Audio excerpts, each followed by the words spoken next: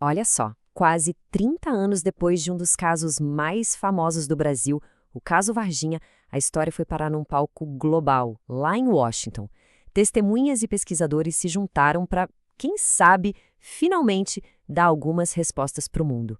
Vamos mergulhar no que rolou nesse evento. Pois é, a pergunta que não quer calar é, depois de tanto tempo, o que mais poderia aparecer de novo? O evento lá em Washington prometeu juntar as peças desse quebra-cabeça, um mistério que até hoje deixa muita gente com a pulga atrás da orelha, tanto aqui no Brasil quanto lá fora. Então, vamos começar pelo começo, né? Pelas testemunhas. A força do evento em Washington estava justamente aí, nos relatos de quem viu tudo. E o mais impressionante é que, mesmo depois de quase 3 décadas, as memórias e principalmente as emoções continuam muito vivas. O depoimento da Kátia Xavier é de arrepiar, principalmente pela proximidade que ela conta. Pensa só, ela fala que ficou a 2 metros da criatura. Não era uma luzinha no céu, não. Foi um encontro cara a cara que ela descreve como algo que deu um medo absurdo. O impacto disso na vida dela é o ponto central aqui. E aí a história ganha um outro lado. Super interessante. A Liliane Silva, que também é uma das testemunhas originais, sentiu uma coisa totalmente diferente. Em vez de sentir só pavor, ela sentiu que a criatura estava vulnerável, sabe? Criou-se ali uma conexão bizarra, como se o ser estivesse sofrendo, pedindo socorro. Não era um monstro, era uma vítima. E com base nesses relatos, um retrato falado foi se formando. E se manteve o mesmo por todos esses anos. Pele marrom meio oleosa, olhos bem grandes e vermelhos e 3 dedos em cada mão. São esses detalhes bem específicos que fizeram a criatura de Varginha virar um verdadeiro ícone na ufologia mundial. E aqui que a coisa começa a parecer um roteiro de filme. A mãe das meninas contou uma história de deixar qualquer um de queixo caído.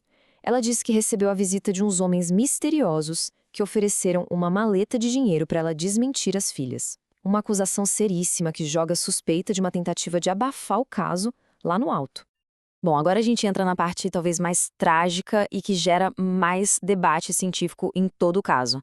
A morte super misteriosa do policial militar Marco Cheresi. Ele teria sido um dos que participaram da captura de uma das criaturas.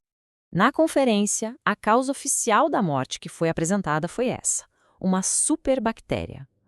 O laudo do Dr. Fortunato fala de uma infecção extremamente agressiva que simplesmente passou por cima das defesas de um homem jovem e saudável em pouquíssimos dias. É exatamente aqui que o enigma médico fica mais complexo. A dúvida se divide em duas. O problema era a bactéria, que era superpoderosa, ou o problema estava no corpo da vítima? Por que o sistema de defesa de um militar jovem e forte simplesmente parou de funcionar?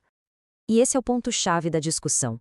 A análise que foi apresentada sugere que o verdadeiro mistério não é algum tipo de micróbio alienígena. A grande pergunta é: o que poderia ter desligado completamente o sistema de defesa do Cheresi? A reação do corpo dele foi comparada à de um paciente fazendo quimioterapia, o que deixou ele totalmente indefeso. E se a gente achava que a história já era grande, é a partir daqui que ela vira uma suposta operação de acobertamento internacional com gente do Exército Brasileiro e dos Estados Unidos envolvida. O pessoal que defende a teoria do acobertamento desenhou essa sequência de eventos. Basicamente, uma operação logística gigante para tirar as provas do Brasil o mais rápido possível. E o fato dos Estados Unidos negarem acesso aos registros de voo, usando segurança nacional como desculpa, só joga mais lenha nessa fogueira. Para adicionar mais uma peça nesse quebra-cabeça, ainda aparece o testemunho do Carlos de Souza. Ele é um piloto que diz ter visto o começo de tudo, a queda da nave. Ele descreve um metal bizarro que se consertava sozinho e ainda conta que foi ameaçado para ficar de bico calado.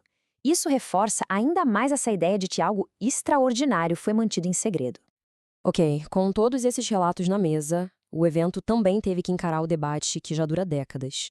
Então, vamos dar uma olhada agora nos argumentos de quem não acredita e nas principais inconsistências dessa história toda. E aqui a gente chega no grande impasse do caso. De um lado, você tem a força que não dá para negar dos testemunhos humanos. São relatos consistentes, cheios de emoção, que se mantêm há 30 anos. Do outro lado, a falta total de prova física. Nenhum pedacinho de nave, nenhuma foto, nada. É a palavra de um contra a falta de evidência do outro. E olha, talvez a maior contradição dessa história toda tenha vindo de dentro do próprio grupo que defende o caso. O neurocirurgião, que falou ter visto a criatura viva, descreveu um ser completamente diferente do que as meninas viram. Pele branca, olhos lilás. Ué, como assim? Como podem existir duas descrições tão diferentes do mesmo ser?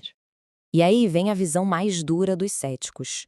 A de que o caso inteiro não passa de uma história inventada, uma fanfic, como disseram, criada só para vender livro, fazer documentário, ou seja, para ganhar dinheiro e fama em cima da curiosidade das pessoas. É uma crítica que atinge o coração de toda a narrativa.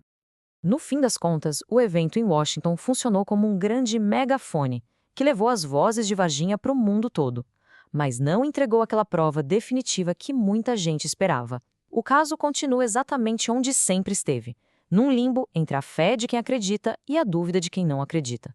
E isso nos deixa com uma pergunta fundamental. Quando não existe nenhuma prova física, qual é o verdadeiro peso de um testemunho humano?